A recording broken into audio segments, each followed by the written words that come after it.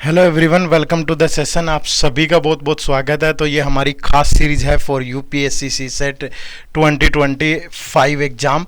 तो इस बार हमने जो ये सीरीज शुरू की है, इसमें हम सिर्फ जो इम्पोर्टेंट कंसेप्ट हैं वो कवर कर रहे हैं, क्योंकि पेपर जो है वो बहुत कंसेप्चुअल होता जा रहा है। तो रेदर देन लंबी वीडियोस, तो हमने आपके लिए छोटी वीडियोस रखी हैं इस बार। और किसी को थोड़ा सा डीपली पढ़ना है, लंबी वीडियोस देखनी है, तो वो भी हमारी प्लेलिस्ट में अवेलेबल है। तो जाकर के आप हमारे ही चैनल पे मैथ की प्लेलिस्ट खोलेंगे, मैथ की वीडियो मिल जाएंगी, रीजनिंग के में रीजनिंग की और इंग्लिश के में इंग्लिश की। ठीक है, तो आज जो टॉपिक हम लोग डिस्कस करेंगे वो होगा रेशियो।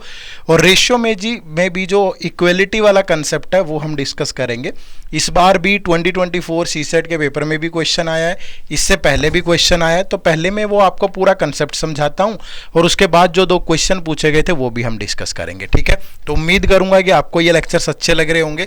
और दोपहर को 12 बजे आपको ये लेक्चर्स मिलते हैं। मंडे ट्यूसडे क्वांट के लेक्चर, मैथ के लेक्चर मिलते हैं। वेडनेसडे थर्सडे आपको रीजनिंग और फ्राइडे सैटरडे इंग्लिश। तो आप लगातार इस सीरीज से जुड़े रहिएगा। ठीक है, चलो तो शुरू करते हैं आज का कंसेप्ट। सबसे पहली चीज तो रेशियो। रेशियो का मतलब क्या होता है? देखो, रेशियो का मतलब होता है कंपैरिजन। ठीक है, यानी कि तुलना करना। कोई भी डाटा होगा उसकी तुलना करना, उसको क्या बोलेंगे? हम रेशियो बोलेंगे। लेकिन वो कंपैरिजन आपको जब भी करना है तो आप हमेशा सेम यूनिट में करिएगा। सेम यूनिट का मतलब कैसे? जैसे ए की एज 30 ईयर्स है, ठीक है भाई, और जो बी है, बी के पास 50 रुपीज है। अगर आप इस कंपैरिजन को बनाएंगे तो दोनों की यूनिट सेम नहीं है। यहाँ पे एज है और यहाँ पे अमाउंट दिया गया है। ठीक है, रेदर देन अगर यही होता कि ए की एज 30 ईयर्स है और बी की एज जो है वो 50 ईयर है, तो आप नॉर्मली बड़े आराम से इनमें कंपैरिजन बना सकते थे कि ए और बी की एज में जो कंपैरिजन होगा वो 30:50 होगा। फिर आप इससे सिंपलीफाई कर लो तो यही रेशियो कितना बनेगा? 3:5। तो ये एक रेशियो का बेसिक वो है। तो इस पे भी हम बार बार कंसेप्ट अलग अलग डिस्कस करते रहेंगे, लेकिन आज जो फोकस होगा हमारा वो होगा इक्वलिटी वाले कंसेप्ट पे। ठीक है, इक्वलिटी वाला कंसेप्ट क्या होता है? जैसे इस तरीके से आपको दिया गया है कि मैंने सपोज बोला कि किसी नंबर का 2 टाइम्स और किसी नंबर का 3 टाइम और किसी नंबर का 4 टाइम इक्वल है। ठीक है, तो बताओ कि उन नंबर्स के बीच में क्या रेशियो बनेगा? वो एक्चुअल में उनको रिप्रेजेंट करने वाला डाटा क्या होगा? ठीक है, इस तरीके से आपसे वो पूछ रहा है। तो अब आपको क्या करना है ऐसे सवालों में? हमेशा देखो, जब भी आपको ये कंपैरिजन बनाना हो ना, तो एक तरीका तो होता है, देखो सिंपल दिया होता कि 2a = 3b है और b का जो 4 टाइम है वो सपोज c के 5 टाइम के बराबर है। तो यहां तो कंपैरिजन सीधा ही बन गया भाई कि b उधर चला गया और ये 3/2 हो गया। तो यहां भी c उधर चला गया, ये 5/4 हो गया। तब आप देखोगे कि इन दोनों में जो कॉमन एलिमेंट है वो b है और b यहाँ पे 5 है, यहाँ पे 2 है, तो इसको तो इक्वल होना पड़ेगा। तो हमने इक्वल करने के लिए इसको 5 से मल्टीप्लाई किया। तो हमेशा ऊपर नीचे मल्टीप्लाई करेंगे, तो यहाँ भी आप 2 से मल्टीप्लाई कर देंगे ताकि जो b का पार्ट है वो सेम आ जाए। तो अब आप यहाँ से देखोगे तो a का पार्ट आ गया 15 और b का पार्ट आ गया 10 और c का पार्ट कितना आ गया 8। तो दोनों केस में b सेम था तो उसको सेम होना पड़ेगा। समझ रहे हो ना? तो ये तो आसान है, लेकिन कई बार दिक्कत आपको इस टाइप की चीज़ों में आती है। तो इसको किस तरीके से करें? तो इसका भी एक तरीका तो ये है कि आप इनको भी अलग अलग ले लो। जैसे यहाँ से मैं ले लेता कि 2 time of a that is equal to 3 time of b और 3 time of b that is equal to 4 time of c। तो अगर आप यहाँ पे देखोगे a/b तो ये कितना है? 3/2 है। अगर आप यहाँ पे देखोगे b/c तो ये कितना है? 4/3 है। तो आप क्या करोगे? यहाँ b 4 है लेकिन यहाँ b 2 है, तो इसको ऊपर नीचे 2 से मल्टीप्लाई कर दो और इसको जरूरत ही नहीं है मल्टीप्लाई करने की। तो यही a कितना बन गया अब? 6 और b बन गया 4 और c बन गया 3। ठीक है, तो ए बी सी में जो कंपैरिजन होगा वो इतना होगा। आप करके देख लो ना। अगर आप ए का 2 टाइम करोगे 12, बी का 3 टाइम 12, सी का 4 टाइम करोगे तो 12, आगे इक्वलिटी। लेकिन और भी इसको करने का आसान तरीका हो सकता है, क्योंकि कई बार ये कंपैरिजन लंबा भी हो सकता है। जैसे दैट इज इक्वल टू ऐसे दे देता 2a = 3b = 4c = 5d। अब ऐसा सवाल आया है पेपर में भाई तो मुश्किल हो जाएगा। ठीक है, तो उसके लिए फिर मैं एक आसान तरीका आपको बता रहा हूं। जैसे सबसे पहले यही क्वेश्चन लेते हैं कि 2 time of a = 3 time of b = 4 time of c। तो ए बी सी में क्या कंपैरिजन बनेगा?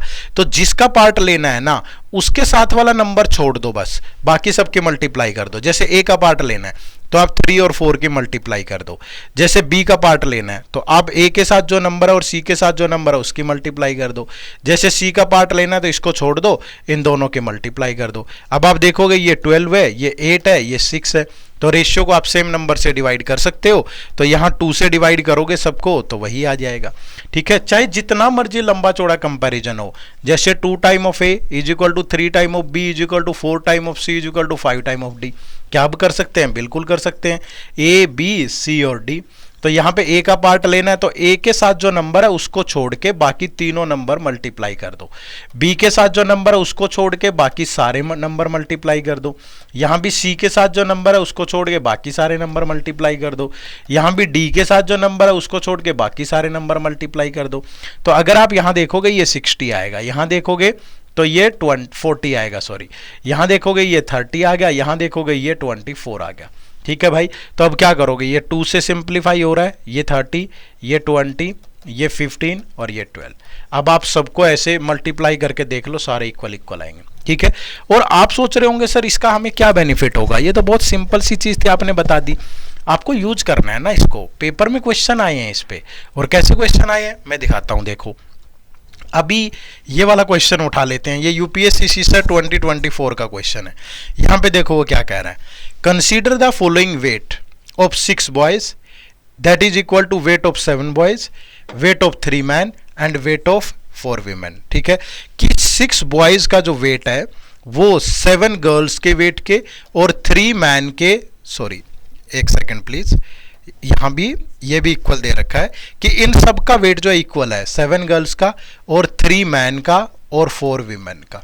ठीक है, इनका जो वेट है वो इक्वल है। अगर if the average weight of the women is 63 kg then what is the average weight of the boys. तो जब तक हमें पता ही नहीं चलेगा कि किसका वेट कितना है, ठीक है, तो तब तक तो हम नहीं निकाल पाएंगे। तो सबसे पहले यहां इनके वेट में रेशियो बनाओ, बॉयज, गर्ल्स, मैन और वीमेन। अब देखो बॉयज का पार्ट लेना है तो बॉयज वाला नंबर छोड़ दो, ये 7 × 3 × 4 हो गया भाई। गर्ल्स का लेना है तो गर्ल्स वाला पार्ट छोड़ दो, ये 6 × 3 × 4 हो गया। मैन का पार्ट छोड़ दो, मैन का लेना है तो 6 × 7 × 4 हो गया। अगर विमेन का लेना है तो विमेन का पार्ट छोड़ दो, ये 6 × 7 × 3 हो गया। तो अगर आप अब यहां देखोगे 7 3 जा, या आप अगर आपको नॉर्मली भी लगे ना, जैसे ये 3 से सारे नंबर कट जाएंगे, जैसे यहाँ 3 कैंसल, यहाँ 3 कैंसल, ये 3 से जाएगा 2, यहाँ 3 कैंसल। अब किसी और नंबर से कट रहे हैं, 2 से फिर कट रहे हैं, यहाँ से 2 कैंसल, यहाँ 2 से गया 3 और ये 2 से गया फिर 3, ये 2 से गया 2, तो अगेन फिर किसी से कट रहे हैं, नहीं कट रहा, तो आप मल्टीप्लाई कर दो, 7 2 जा 14, 3 4 जा 12, 7 4 जा 28, यहाँ 7 3 जा 21। तो ये इनके वेट में रेशियो आ गया। अब हमें विमेन का वेट पता है, विमेन का वेट कितना है 63 kg। अब यहाँ विमेन का वेट का रेशियो, इस वेट में पार्ट विमेन का 21 है, तो 21 की वैल्यू 63 kg होगी, तो 1 की वैल्यू कितना होगा 3 kg।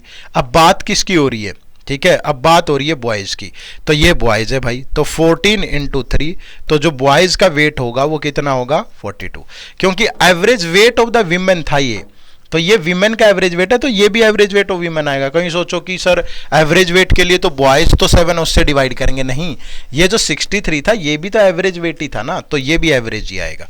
तो यहाँ पे जो राइट आंसर है वो कितना था 42 kg। तो बहुत आराम से सोल्व हो जाता अगर आपने ये कंसेप्ट पढ़ा हुआ था, और हर बार ही आ रहा है इस पे सवाल। एक और पेपर में ये देखो, यूपीएससी से 2022 में पूछा था क्वेश्चन, क्या है, a person X want to distribute some pens among 6 children, 6 बच्चों में डिवाइड करना चाहता है और बच्चों के नाम है A B C D E और एफ।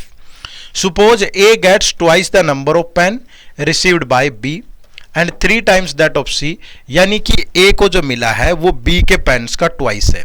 ठीक है भाई, ठीक है, किसके बराबर है, बी के पेन्स का ट्वाइस है, and 3 time of that of C, C के पेन्स का 3 टाइम है, 4 times that of D and 5 times that of E and 6 time that of F. ठीक है भाई, तो what is the minimum number of pen X should buy so that the number of pen each one gets is an even number.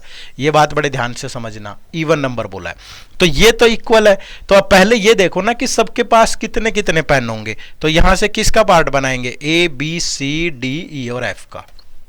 ठीक है, तरीका वही है बिल्कुल। ए का पार्ट लेना, ए के साथ तो 1 ही है, छोड़ दो, तो यहां आएगा 2 इंटू 3 इंटू 4 इंटू 5 इंटू 6। जब बी का पार्ट लेना है तो यहां आएगा 1 इंटू 3 4 5 6।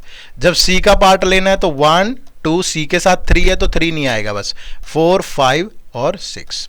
डी का पार्ट लेना है तो 4 नहीं आएगा, 1 2 3 और 5 और 6 आएगा। जब ई का पार्ट लेना है तो 5 नहीं आएगा, 1 2 3 4 और 6 आएगा। और जब एफ का पार्ट लेना है तो 6 नहीं आएगा, 1 2 3 4 5 आएगा। ठीक है, अब कोई चीज़ है जो सबसे डिवाइड कर रही है, जैसे यहाँ 2 है, यहाँ भी 2 है, यहाँ भी 2 है, यहाँ भी 2 है, यहाँ ये 4 कट जाएगा 2 से, यहाँ ये 2 कैंसिल है। अगेन फिर 2 से कट रहा है, कहीं पे कट रहा है, देखो अगर यहाँ से काट दूं तो 2 से ये गया 3, यहाँ से ये 2 गया, यहाँ से गया ये 2, यहाँ से गया ये 3, यहाँ से गया ये 2 और यहाँ से गया ये 2। तो अगेन 2 आ रहा है, कहीं 2 नहीं आ रहा। अब 3 आ रहा है, कहीं 3 यहाँ भी है, यहाँ भी है, यहाँ भी है, यहाँ भी आ जाएगा, यहाँ भी आ जाएगा, यहाँ। तो ये 3 कैंसिल, अगर यहाँ 3, ये 3 कैंसिल, यहाँ 3 से गया ये 2 बच गया। अगर यहाँ देखें ये 3 कैंसिल, यहाँ ये 3 कैंसिल, यहाँ ये 3 कैंसिल, अब नहीं बचेगा। देखो 3 इंटू 4 12, 12 इंटू 5 60। ठीक है, यहाँ कितना बचा, 5 इंटू 6 30। यहाँ कितना बचा, 2 इंटू 5 इंटू 2 20।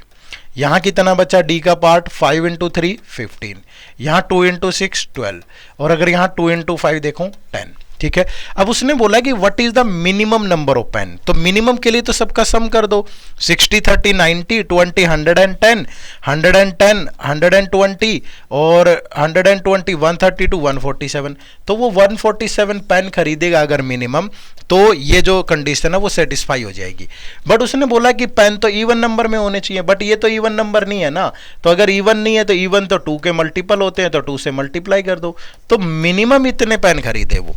ठीक है, मिनिमम बोला है, मैक्सिमम तो जितने मर्जी हो सकते हैं भाई, तो मिनिमम बोला था तो मिनिमम ये होंगे। तो कंसेप्ट वही यूज हो रहा है, चीजें वही है, बट आपको एग्जीक्यूट करना आना चाहिए तो आपके लिए बेहतरीन होगा। ठीक है, चलिए, तो इसी टाइप के बहुत सारे कंसेप्ट आप सीख सकते हैं हमारे इस यूपीएससी सीसेट के मास्टर कोर्स में। ठीक है, और इस मास्टर कोर्स में हम आपको सिर्फ 100 घंटे की क्लास देंगे, जिसमें आपको मैथ, रीजनिंग और इंग्लिश की पूरा जो सिलेबस कवरेज मिलेगी। एक कॉम्प्रिहेंसिव कोर्स है, कंसेप्चुअल वीडियो है, रिकॉर्डेड वीडियो है, लाइव क्लासेस भी होंगी, लेकिन वो रिवीजन पर्पज से होंगी, 20 क्लासेस 2025 के पेपर से पहले। इसमें आपको एक परफेक्ट टेस्ट सीरीज मिलेगी, जिसमें आपको टॉपिक वाइज टेस्ट, सेक्शनल और फुल लेंथ सारे मिलेंगे। वीकली लाइव डाउट सेशन होते हैं, ये इस बैच की फैकल्टी है। मैं आपको ओपन भी करके दिखा देता हूँ कैसे आप इस बैच में इनरोल कर सकते हो। ठीक है, एक सेकंड दीजिएगा मुझे, मैं आपके साथ अपनी स्क्रीन शेयर कर रहा हूं। आप देखोगे यहां पे, तो सबसे पहले आपको गूगल पे सिंपली टाइप करना है edutap.co.in। तो यहां आप कोर्सेज पे जाएंगे, तो कोर्स में जाके यहां पे आपको सीसेट कोर्सेज दिखेगा, और इस सीसेट कोर्स में आप देखोगे तो ये हमारा बैच है। ठीक है, जिसपे ऑलरेडी 70% का डिस्काउंट मिल रहा है। तो यहाँ पे आपको कोड यूज करना है CSET 70, तो ये आपको 3600 में अवेलेबल हो जाएगा। ठीक है, इसमें आपको लाइव क्लासेज मिलेंगी, जो कि मैंने अभी बताया आपको, पेपर से पहले रिवीजन क्लासेज होंगी, कंसेप्ट क्लासेज होंगी, ये सारे रिकॉर्डेड हैं। नोट्स सिर्फ लाइव क्लास के होंगे उस टाइम पे, इन रिकॉर्डेड क्लासेज के नोट्स नहीं है, ये आपको खुद बनाने होंगे। मॉक टेस्ट में आपको sectional, full length, topic wise सब मिलेगा। ठीक है, डेमो क्लास भी लगा सकते हो यहीं पे जब आप इसे ओपन करते हो। ठीक है, आप जैसे सुबह नो मोर पे जाओगे तो यहाँ पे आपको ये देखोगे तो डेमो क्लास भी मिल रही है। ठीक है, ये डेमो क्लासेज हैं, लगाइए, उसके बाद देखिए, अपना डिसीजन लीजिए। ठीक है, और यहाँ पे बाय नाउ पे जाके ये कोड यूज करेंगे तो आप इसे परचेज कर पाएंगे। इसके अलावा आपको सीसेट के बारे में कोई भी इंफॉर्मेशन चाहिए, आप एग्जाम पे जाओ, यहाँ हमारी वेबसाइट पे ऊपर सीसेट पे जाओगे तो सीसेट से रिलेटेड हर एक इन्फॉर्मेशन आपको यहाँ भी मिल जाएगी, कि आपका जो नेक्स्ट नोटिफिकेशन है वो कब रिलीज होगा, कब आपका सीसेट का पेपर होगा। ठीक है, ऑलरेडी कैलेंडर आ चुका है यूपीएससी का, तो सारी चीज़ें आप यहाँ पढ़ सकते हैं, क्या सिलेबस होता है, किस टॉपिक से कितने क्वेश्चन आते हैं, पूरा पैटर्न आपको समझाया गया है। तो हर एक इन्फॉर्मेशन आपको मिलेगी, प्रीवियस ईयर पेपर का क्या ट्रेंड रहा है, किस साल किस टॉपिक से, किस कंपोनेंट से कितने क्वेश्चन आए हैं। आप पेपर डाउनलोड कर सकते हो, प्रीवियस ईयर पेपर सारे के सारे यहाँ पे। ठीक है, 2024 तक का पेपर अवेलेबल है। ठीक है भाई, और इसके अलावा जो भी आपकी प्रॉब्लम्स हैं, आपको बुक्स पता करनी है, आपको मतलब एक कंप्लीट इन्फॉर्मेशन आपको यहाँ पे मिल जाएगी, तो आप हमारी वेबसाइट विजिट जरूर करिएगा। ठीक है, तो आप सबका बहुत बहुत शुक्रिया सेशन से जुड़ने के लिए। तो मैं उम्मीद करूंगा कि आपको ये लेक्चर्स अच्छे लग रहे होंगे। एक बार वेबसाइट भी जरूर विजिट करिएगा और अपना डिसीजन लीजिएगा। अगली मुलाकात अगली क्लास में होगी। आप सबका बहुत बहुत शुक्रिया। Thank you very much. जय हिंद, जय भारत।